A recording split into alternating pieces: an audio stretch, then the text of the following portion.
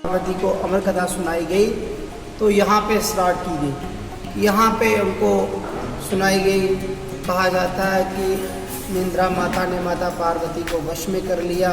यहाँ पे एक पेड़ हुआ करता था, उसके ऊपर 2 कबूतर थे और कबूतरों ने कथा सुनना स्टार्ट कर ली।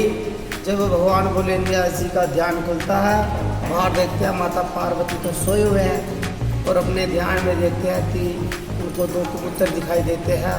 भोलेनाथ जी थोड़े क्रोधित हो जाते हैं तो कबूतर यहाँ से भाग के बाबा भवानी गुफा में छुप जाते हैं। और जब माता पार्वती और भोलेनाथ जी उनके साथ साथ वहाँ पे चले जाते हैं और माता पार्वती वहाँ जाके हाथ जोड़ के प्रार्थना करती है, भोलेनाथ जी ये तो अमर हो चुके हैं, अगर आप इनको मार दोगे तो आपकी अमर कथा का क्या महत्व रहेगा। फिर माता पार्वती को वहाँ जाके कथा सुनाई गई, वहाँ पे अमर कथा। तो फिर युग चेंज हो गया, आ गया त्रेता युग। त्रेता युग में राम राज्य था। रावण जी के जो दादाजी थे पलस्त ऋषि, उन्होंने कई हजारों साल तपस्या यहाँ पे किया गया कि उन्हीं के नाम से जाना जाता था कि पलस्त मुनि जी क्या, उनके नाम से ये जाना जाता था। इस राज्य का नाम था पलस्त राज्य। जो आप पीछे नदी देख रहे हैं इसका नाम है पलस्त नदी, तो उन्हीं की बसाई हुई नगरी है। फिर इसके बाद युग चेंज हो गया, आ गया द्वापर। द्वापर में कृष्ण अवतार हुए।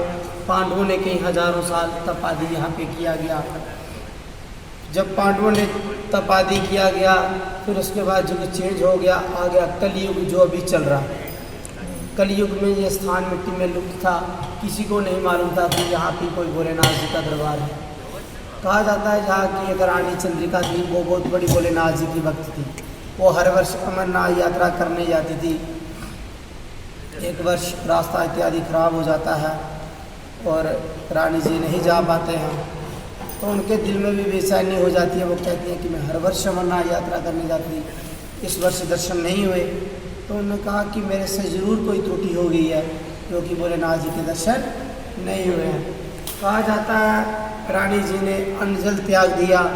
जब अन्न जल त्याग दिया, काफ़ी वक्त बीत गया। वक्त बीते हुए तो रानी जी का जो शरीर था वो वृद्धावस्था में चला गया। रानी जी को उठना चलना बंद हो गया।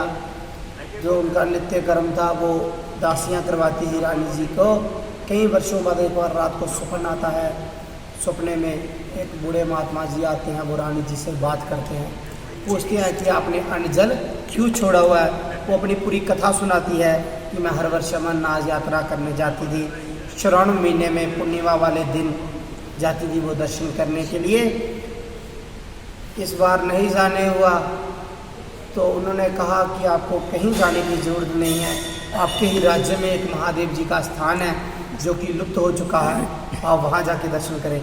जैसे ही रानी जी का सपन टूटता है, सपन टूटते ही वार देखते हैं, सुबह हो जाती है। सुबह होते ही एक रियल में उनके घर विराजमान हो जाते हैं बूढ़े महात्मा जी। भिक्षा के लिए आवाज़ लगाते हैं। रानी जी तो उठ नहीं सकती थी, वो अपनी दासियाँ भेजते हैं कि जाओ भिक्षा देके आओ। जब दासियाँ आती हैं भिक्षा देने के लिए तो बूढ़े महात्मा जी ने मना कर दिया। उन्होंने कहा कि हम भिक्षा लेंगे रानी जी के हाथ से। तो दासियों ने कहा कि रानी जी तो उठ नहीं सकती हैं, बीमार हैं। उन्होंने कहा कि जाओ मेरा संदेशा पहुँचाओ रानी जी के पास। कहा जाता है कि एक दासी मान जाती है। जैसे ही कक्ष में प्रवेश करती है, कक्ष में प्रवेश करते ही रानी जी में जान आ जाती है। जब उनके कानों तक पहुँचता संदेशा, वो उठ के चलना स्टार्ट कर देती हैं। उस संदेशे में इतनी शक्ति थी क्योंकि वो जो बूढ़े महात्मा जी थे वो स्वयंभू भोलेनाथ जी थे। कहा जाता जब रानी जी बाहर आती हैं भिक्षा लेके, जैसे बूढ़े महात्मा जी के दर्शन करती हैं वो अदृश्य हो जाती हैं। वो सोचती हैं कि जही मैंने रात को सपने में देखे थे। वो हाथ जोड़ के प्रार्थना करती हैं, हे महात्मा जी हमें वो स्थान बताएं जो कि महादेव जी का लुप्त हो चुका है। कहा जाता है रानी जी के लिए पालकी तैयार की जाती है। पालकी में बिठा के और दासियां साथ में होती हैं, जिनके सैनिक और बूढ़े महात्मा जी साथ में। यहाँ से 10 किलोमीटर दूर लोरन है, वहाँ से रानी जी को यहाँ लाया जाता है और बूढ़े महात्मा जी स्थान को मारे करते हैं।